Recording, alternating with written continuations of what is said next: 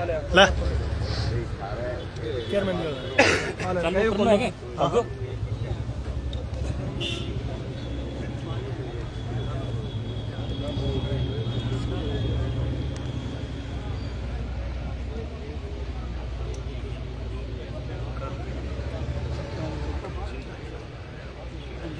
जी सत्यप्रकाश, आज press conference बुलाई है आपने, क्या मामला है पूरा?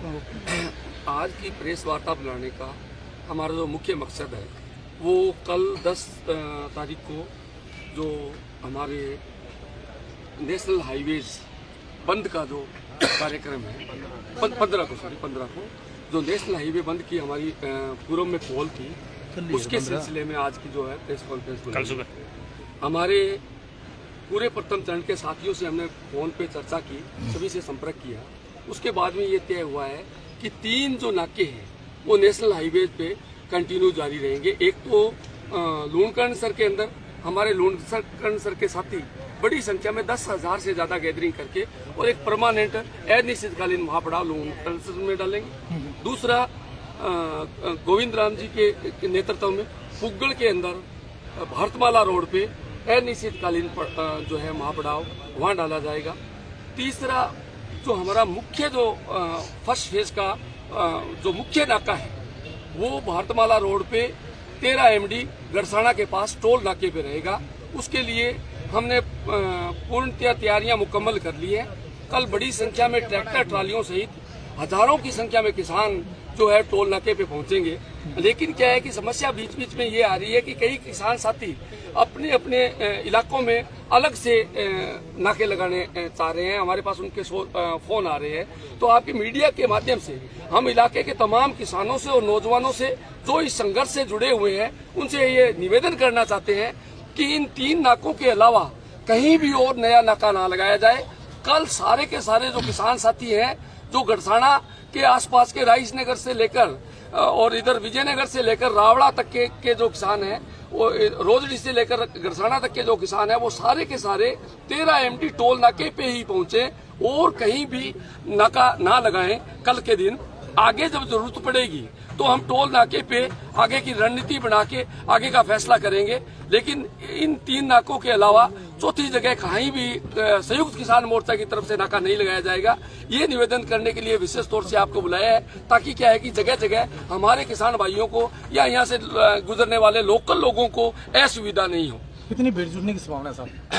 कल हमारा अनुमान है कि हजारों की संख्या में लोग आएंगे। 10,000 के लगभग जो लोग हैं वो गड़साना टोल नाके पे पहुंचेंगे पहले दिन और धीरे धीरे वो कंटिन्यू जारी रहेंगे। विशेष रूप से कोई छूट भी रहेगी क्या टोल नाके? हाँ, इसके अंदर क्या है कि जो कोई इमरजेंसी वाहन है या कोई मेडिकल इमरजेंसी है उसके लिए हमारे जो वॉलंटियर्स हैं उनका ध्यान रखेंगे और इमरजेंसी जो सुविधा है उसका ध्यान रखते हुए उनको छूट दी जाएगी। उसके अलावा किसी तरह की कोई छूट नहीं होगी। मांग क्या है आपकी? देखो, मांग पूरे फर्स्ट फेज के अंदर सिंचाई पानी की मांग है। मांग ये है कि पूरे फर्स्ट फेज के अंदर सभी नहरों के अंदर जो है कम से कम एक बारी सिंचाई पानी दिया जाए और जो रेतीले बेल्ट की जो नहरें हैं उनमें तो 2 बारी पानी की आवश्यकता है। बाकी जो हमारा जो इलाका है उसको अगर एक पूरी बारी अगर पानी दे दी जाए तो क्या है कि हमारे इलाके की फसलें पक सकती है। लेकिन हमारी जो 5 दौर की वार्ताएं हुई, अंतिम वार्ता चीफ इंजीनियर के साथ हुई तो चीफ इंजीनियर प्रदीप रुस्तोगी ने स्पष्ट मना कर दिया था कि किसी भी हाल के अंदर पानी नहीं मिलेगा, सिर्फ पेयजल चलाया जाएगा।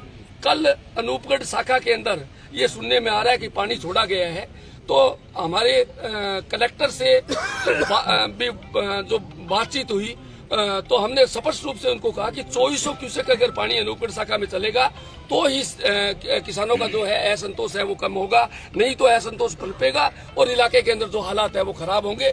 2400 से कम पानी न छोड़े। कल सुबह छोड़ने का उनका प्रोग्राम था, लेकिन प्रशासनिक दबाव के चलते पूरे दिन जो है वो अनूपगढ़ शाखा में पानी नहीं छोड़ा गया।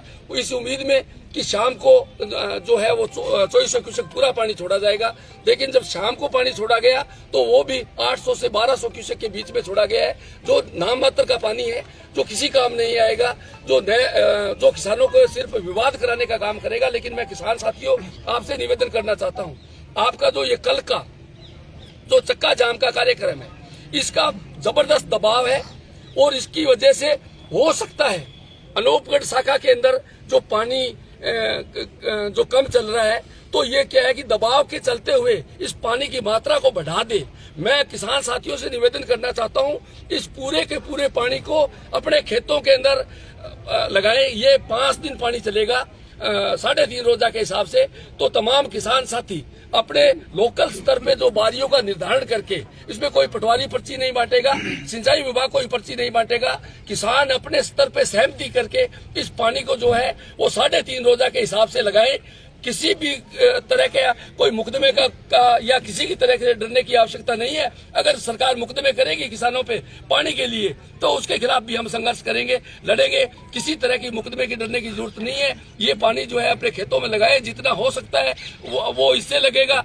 अगर फिर भी अगर कम रहेगा तो हम लड़ते रहेंगे, संघर्ष जारी रहेगा जब तक हमारा पानी पूरा नहीं हो जाता, पूरी हमारी जो फसल है वो नहीं पक जाती, तब तक हम हमारे संघर्ष को जारी रखेंगे। या तो क्या है कि सरकार कोई फैसला करे, तुरंत किसानों से बातचीत करे, आगे का रोड मैप तय करे कि जो आगे का जो सिंचाई का पानी है वो किस तरह से दिया जाएगा। अगर सरकार इस तरह का कोई आश्वासन देती है, पानी देने का कोई किसानों को भरोसा देती है, लिखित के अंदर कोई समझौता करती है, अगर ऐसी कोई सिचुएशन बनती है तो हम किसानों को उससे अवगत कराएंगे।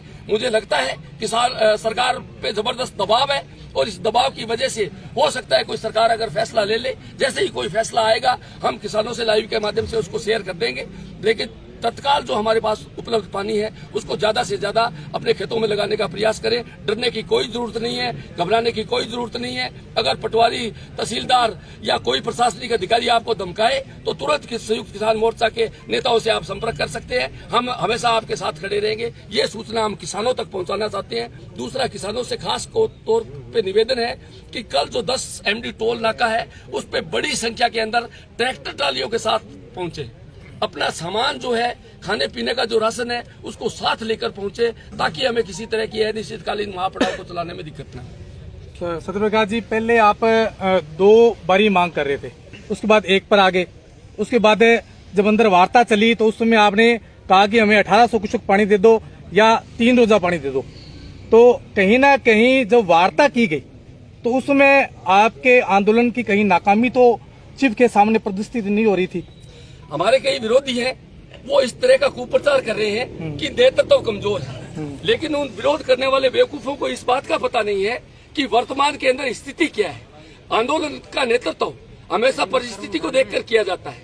आज जो सरहिंद फीडर की मरम्मत का कार्य चल रहा है, तो IGNP फीडर में मात्र 3000 क्यूसेक पानी है। 3000 क्यूसेक पानी में से हम किस तरह से नहरों को चला सकते हैं, ये इतनी हमें समझ होनी चाहिए। ये व्यवस्था जो है वो सिर्फ 28 तारीख तक है। 28 तारीख तक हम चाहते हैं कि चाहे 5 दिन चल जाए, 3.5 रोजा के हिसाब से चल जाए। 28 तारीख तक जो पेयजल जो चल रहा है उसको हम सिंचाई में कन्वर्ट करना चाहते हैं। और 28 तारीख के बाद में 4 में से 2 ग्रुप के हिसाब से हमारी मांग है कि पानी मिले। वो जब वो सरहिंद फीडर की क्लोजर बंद हो जाएगा तो उसके बाद में पानी लिया जा सकता है। हमारी सरकार आज तक पानी लिया गया है क्या? सूरतगढ़ फीडर से अन्य नहरों से लिया गया पानी? नहीं लिया गया पानी क्या आज तक? पिछले 6 बार लिया जा चुका है। जब 1300 डैम का लेवल जब नीचे हुआ है तो 6 बार तो 1370 से नीचे गए हैं, लेकिन 12 बार 1270 से नीचे गए हैं और 10 बार जो है वो 1300 से नीचे गए हैं। जब 10 बार पूर्व में पानी लिया जा चुका है सिंचाई के लिए, तो इस बार क्यों नहीं लिया जा सकता। लेकिन इस बार जो पेच है वो सरहिंद फीडर के निर्माण को लेकर सरकार असमर्थता जता रही है। तो उसके लिए हमने एक वैकल्पिक व्यवस्था सरकार को दी थी कि 28 तारीख तक जब तक क्लोजर है, अगर पानी नहीं लिया जा सकता, मतलब आपको पता था कि पानी है नहीं? हाँ, पता था हमें कि पानी है नहीं। जब पानी नहीं है तो उसको 3.5 रोजा के हिसाब से किस तरह से पूरा हमारी सिंचाई के लिए चलाया जाए। 28 तारीख के बाद में हमें पूरा पानी दिया जाए और वो 4 में से 2 ग्रुप के हिसाब से चलाया जाए, ताकि 1 तारीख से लेकर 17 तारीख तक पूरा फर्स्ट फेज और सेकंड फेज के जो किसान है उनको पानी मिल सके। ये हमारी मुख्य तौर पर मांग है, वो डैम को कम करके लिया जा सके। हाँ जी विधायक जी, क्या कहना चाहिए? आप सभी को नमस्कार। आज संयुक्त किसान मोर्चा की तरफ से जो कॉल थी और प्रेस कॉन्फ्रेंस रखी गई है, क्योंकि 10 तारीख को पानी को लेकर हमारे महापड़ाव डाला गया था और 10 का भी आपने देखा, 11 का भी देखा। आज अनिश्चितकालीन लगातार हमारा धरना चल रहा है। तो मेरे से पहले पूरे विस्तार से हमारे सत्य प्रकाश सिहाग जी ने आपको बता दिया। मेरी तो जनता से एक ही अपील है कि अगर हमारे सिर झुक के हम जो लोग पीछे एकजुट रहे हैं उस